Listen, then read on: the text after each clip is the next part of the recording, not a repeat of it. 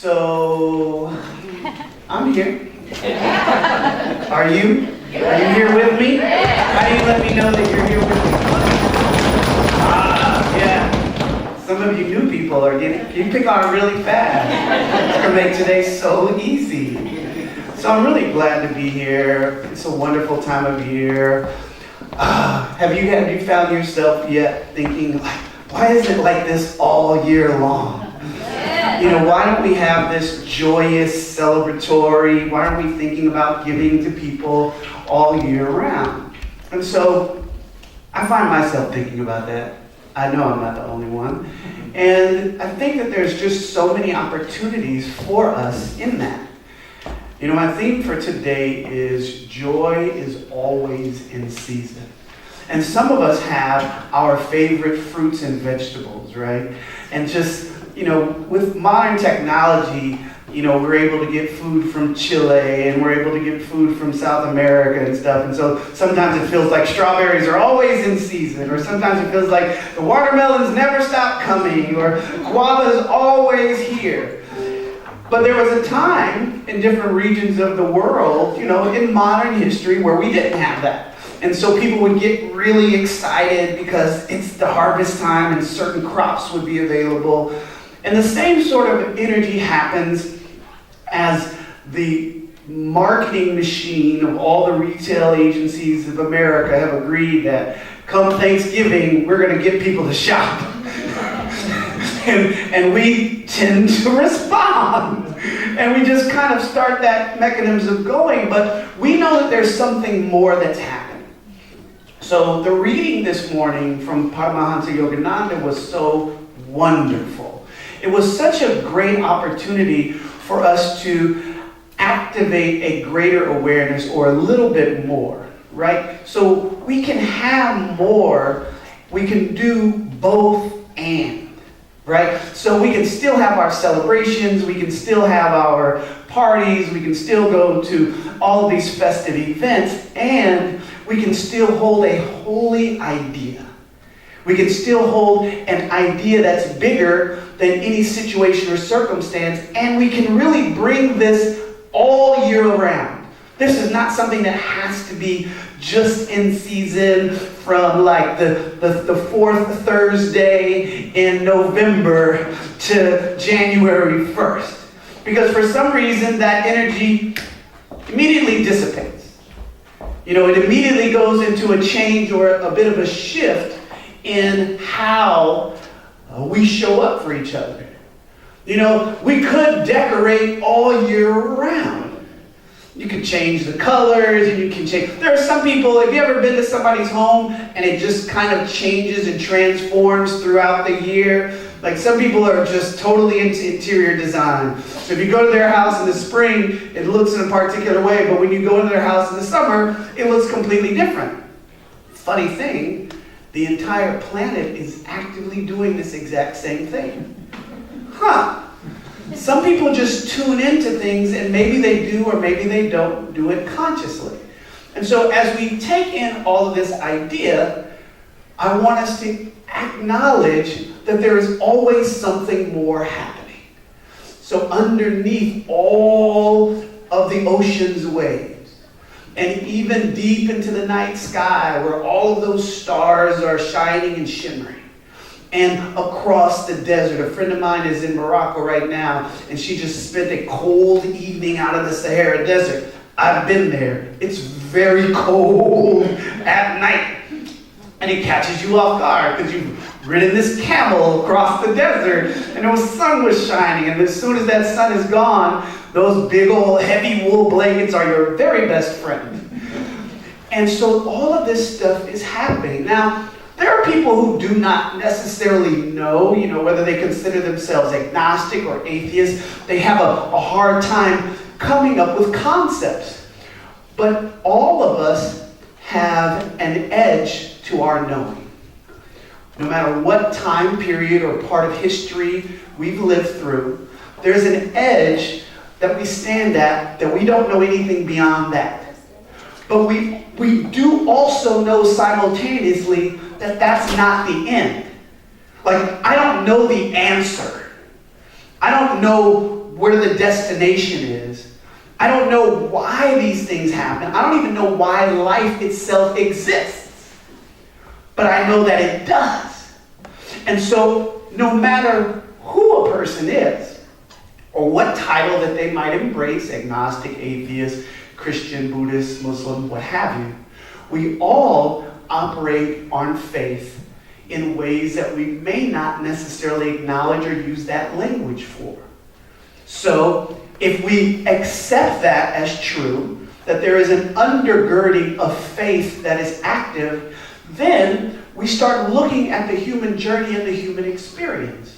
So much of what we are experiencing and that's changing is because we have not actually tuned into what's happening. We pay attention to events. And previously, I've talked about patterns here. We pay attention to events, but rarely do we recognize the patterns. And when we recognize the patterns, rarely do we actually try to tune into the patterns and the rhythms. If you drive in Southern California, anywhere, you know how important it is to figure out the patterns and the rhythms of, like, I'm big on slowing down and getting out of folks' way. This morning, driving up from Los Angeles, there was a sheriff's or highway patrol officer did a freeway break. And so if you've ever been a part of that, when you have to be somewhere to speak at 30 minutes or to a deadline, you know that there's a rush of thoughts and ideas as you're like careening towards red lights, and it's like, no, not right now, not right now, not right now. But and we sat for like 3 minutes maybe, parked on the freeway. The highway patrol officer just, pushed the person off, and then as people were slowly, of course, everybody's looking, trying to figure out what it was, then they get their answer and they decide to try again. But all of that unfolding gives me an opportunity to be present. And so there's all of these things that are always happening underneath it all of these shifting, changing ideas, and there's the seasons that are happening. And right now we're in this season of joy. You hear the word joy during this time of year more than ever. I don't know if it's because the song Joy to the World is so popular. I don't know which, it's the chicken and egg equation. I don't know if we talk about joy more or not or if it's just the religious traditions that have brought us more into this. But why in June are we not talking about joy? And so I just want you to know it's not just the Walmart, Walgreens, here, there, everywhere stores that shift the consciousness of humanity. But I want you to also see that there is a conscious shift that is happening, and there is a way to ride this wave so that it's not just happening for you from Thanksgiving to New Year's. Yes. Wouldn't you like that? Wouldn't you like to have this? Wouldn't you like to have it when tragedy strikes? Yes. Wouldn't you like to have it when you're confused and you're uncertain? You see, joy is not about your feelings and emotions. It gets put into that category, but we are approaching things from a level of consciousness, from a spiritual concept that recognizes a non-physical existence, that we know that life is more than our physical material world. So as we approach joy from that consciousness, here is what I want you to understand and know. Joy is this merging of existence into a celebration of its reality. It's a merging of existence into a celebration of its reality. That's what joy is. Webster's is not going to tell you that, and neither is the Encyclopedia Britannica and whatever they're using in college these days to define words. But here is why I know that. Have you ever met an infant that was born into existence that did not smile and laugh? Like, sure, when they have colic or when they're hungry or whenever something's going on, they're expressing. But an infant's birth into existence, you are never as happy as a baby. You are never quite that delighted to be out of a womb. You are never quite that delighted to be out of that confined space and to be expressing into existence.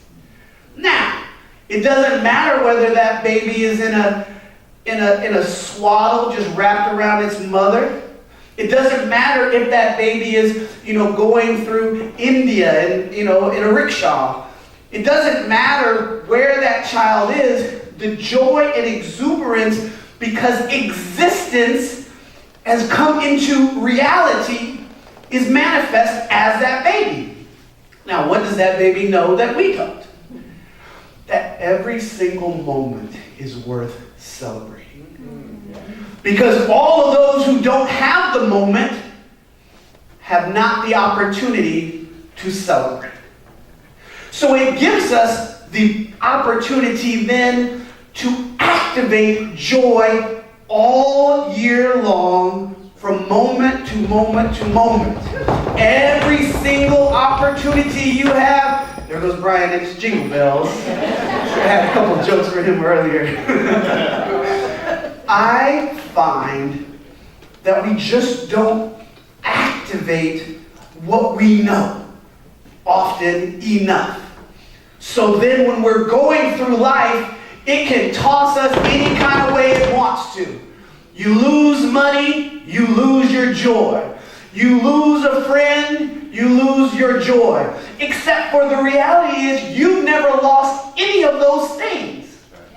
We have this lie that we own or that we possess the land. The Native Americans and the indigenous people have continually tried to teach Western culture that the land is a gift to us and that we cannot possess it. But in our tradition and the society that we've decided to agree on, and I say we agree in it because there's no movement to change it, we've decided that this 20 by 20 or whatever the land, this acre, is mine and I own it. Except for the truth of all time is you can't take it with you. No matter how hard, no matter how many buildings Trump puts his name on, you can't take them with him. No matter how many corporations might try to drill all the oil out of the earth, they can't take it with them. No matter how many times Jay Leno buys another one of those fancy cars, he will not be able to take a single one of them. So good on him. Build a museum for us, then why don't you? But there's just a lot of this thought. So then one of the opportunities is we can let go of the lie that we ever lose anything. All of us, even in this moment, can think of some great love of our life. Whether it was a family member, whether it was a friend, whether it was a former spouse, whether it was a teacher that is no longer here on the planet. And if we hold them in our consciousness long enough, we feel the swell of all the love that they gave us. We get that extra puff in our wings, and our sail can get up. Sometimes we have to learn how to navigate the sadness because there's an immediate identification with the absence in the physical. But that's a thought or a concept. It is not reality. For those of us who have had parents to be with us on the journey, we know in general the trend is that they will eventually go away from the physical manifested world. And if we will put our attention on the qualities of love and the lessons as we are with them, we can hold them closer than we ever could in the physical. Because sometimes mama got to go to work and you can't just grab her and hug her right then. And sometimes dad is overseas so you can't just grab him right then. And no amount of Facebook portal commercials can replace the idea of that person in the physical. But I can also let go of a limited idea. The limited idea is their love for me ever ends. The limited idea is that the joy that we experience in our relationship, in our connection, ever dissipates. It's just about where we're placing our attention. It's just about what you're giving your time and your energy to. You can have the both and equation. I don't know how many funerals and repasts I've been. I don't know how many home visitations I've been where there was uncertainty or there's sudden tragic loss. But as soon as we get our mind off of the loss, the funniest stories ever start coming out. Not just the secrets that you couldn't tell while they were alive, but we start celebrating, we start getting into the joy of the person, we start remembering, and yes, there's lots of missed opportunities in life. Every single one of us have missed an exit on the freeway. So at some point you just say, hey, missed opportunity is about the journey, and people, whether they're in recovery from substance abuse, and they just keep going back, and whatever their journey, that's just the journey. But I can celebrate my loved ones, even if their life succumbs to addiction, I can still celebrate. You know what? John kept fighting. Every day he struggled with that, but John kept fighting, and I'm never going to not have that. I can always exhume encouragement from that alleged grave of John and pull it back up and say, oh, I need the strength of a fighter today. I'm going to think about John and every time he went to a 12-step meeting. I'm going to think about John and every time that he still managed to get up off of the mat. I'm thinking about all those times in the scripture that talks about take up your bed and walk. That there are opportunities for each of us along this journey to do this with joy. I said a few moments ago that joy is not a feeling or emotion. But we have those things also. And so part of the human journey that we all have to figure out is, how are we able to be with our emotions? It is a master key to this life, to having success and fulfillment. You can go through the most impoverished lands on earth, and there's always some laughter. You can drive up and through these multi-million-dollar houses and see people dealing with depression. It is not about these exterior things. There's joy on these hills. There's joy in these valleys. No matter where you go, this joy is a constant quality of the divine that you can access, and you should. You should have it everywhere you go. Maybe you don't laugh out loud at a funeral when people are reading the obituary, but you can hold it in. And you can have your sadness and your joy. You can go through the most difficult, you can go through an IRS audit. Let's go there. And still not allow it to take your joy. There are going to be difficulties in this life. There are going to be challenges. But if you've got a diagnosis, if you're looking at your budget, how much does it benefit you to stress, to worry, or to have anxiety about these things? You do what you can do in the material world. Then you go into your practice of meditation, which just brings you back to here. It brings you back to center. Then from your practice of meditation, you then anchor through affirmations or through your prayer or through your prayerful affirmations, however it works for you, the truth. Example. In this now moment, all of us got bills due. Or maybe some of y'all got bills due. Some of y'all don't. But we all have bills that will be paid. Now, if, like some people we know, a fire comes through and ravishes everything. We have a person that comes here, Kim Terranova, who's dealing with that. I was with Kim the past 2 Sundays, and you could not have told me that this woman, this powerful practitioner, had lost all of the material of her home. That she had been literally, earlier this summer, I was with Kim, and she was on her hands and knees planting new plants in the yards around that house. And you cannot tell me that this woman does not still have joy, that this woman is not still grateful, and that there are not these constant lessons in life. Sometimes these things have to happen to us to charge us, to activate us, to remind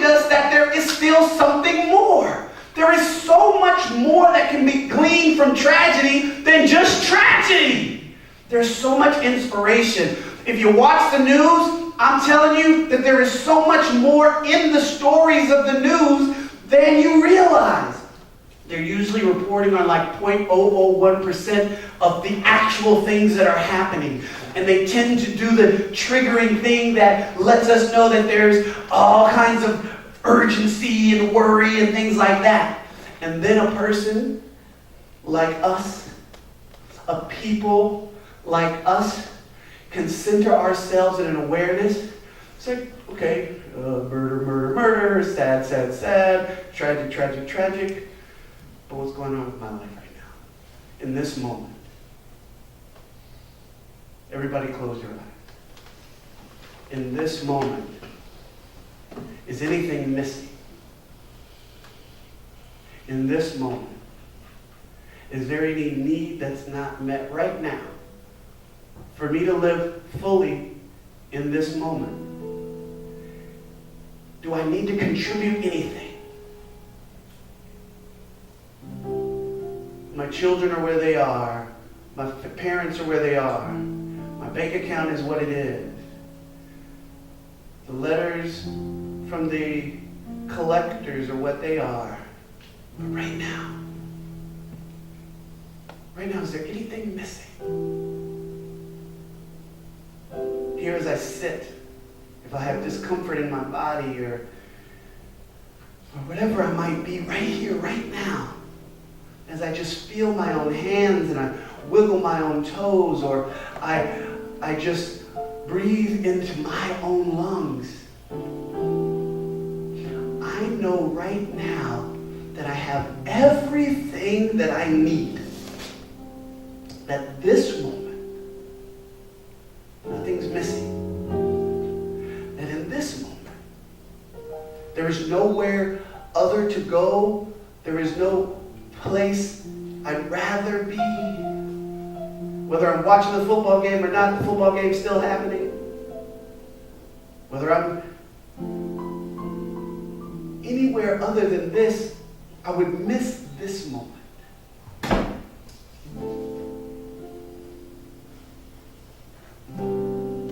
And so in this moment, still with eyes closed, we allow a smile to stretch across our face. Do the yoga asana of smile. And we allow ourselves to feel all through our body the radiant and vibratory cells that are doing their divine design. They're healing and functioning and fixing and repairing all right now. With the air that is going into the lungs that is transferring into the blood, there is this activation that is happening. And so we surrender in this moment to joy. We surrender in this moment to the exuberance of life. We surrender in this moment and we feel that joy. And so, as we have decided to know that joy is existence in celebration of its emergence, I'm inviting you right now to celebrate life. If you were in conscious celebration right now, how would that outpicture? Come on, right now, right where you are. If you were to go into celebration of life, how does that express as you? Oh, come on, somebody, just let it express through you right now. Come up, there it is. It's starting to leak out. Oh, you sprung a leak. I'm hearing some of it. Where? I hear a little more. Oh, just let. Come on. We're going into celebration. Let us celebrate life right now. Up and away with them. Oh yes. Come on. Oh, if it was moving through your body, how would it look? Oh, somebody standing up now. Oh,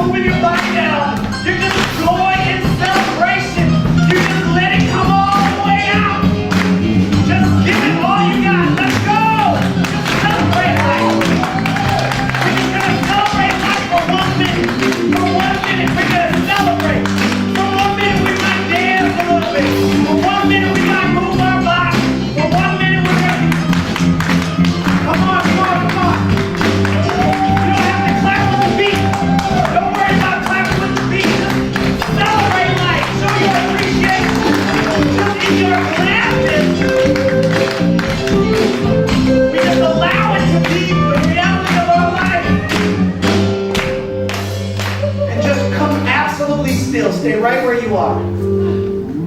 Just be right where you are. Close your eyes. If you feel like you might fall over, you can sit down, but if you can stand up, close your eyes. And we just drop into the silence, to the complete silence, David.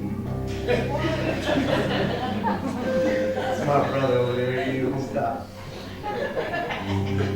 So we just feel into this moment. Just everybody, all musicians, just silent. Do you feel it? Yes, it's your heartbeat. But your heart always beats. This is something different. Yes, it's your lungs breathing, but your lungs always breathe. This is something different. This is available to you all year long, everywhere you go. This is how you can level up in consciousness and activate the divine awareness of this presence, of this joy. It's yours. In fact, it's you. This is the reality of you. If you're willing to accept that, say, and so it is. And so it is. Say it like you mean it, and so it is. And so it is. It is so. It is so. Now. Now. As my life. As my life. Now. Now. Right now. Right now. Later. Later. Tomorrow. Tomorrow. Next month. Next year. This is my life. Woo!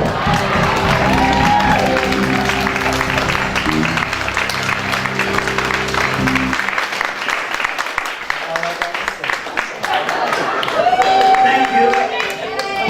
So our ushers are going to come forward in a moment.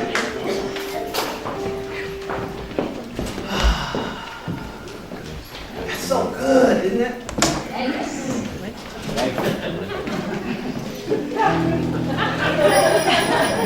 See, the joy is everywhere. You let them get married and then they can't stand apart.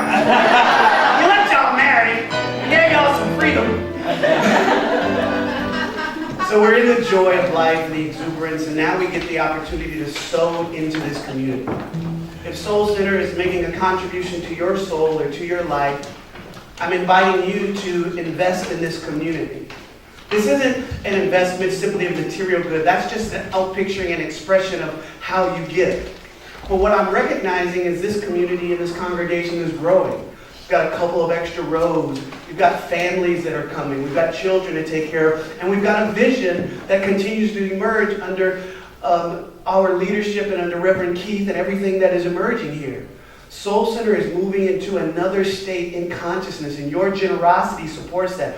Your willingness to recognize that when you sow a seed, a financial gift, or your sacred service, or your time into this community, you receive in turn beyond anything that you could ever manufacture for yourself. So as the ushers go forth, I invite you to give from that consciousness, and we continue the celebration with Rena. Go ahead, you guys.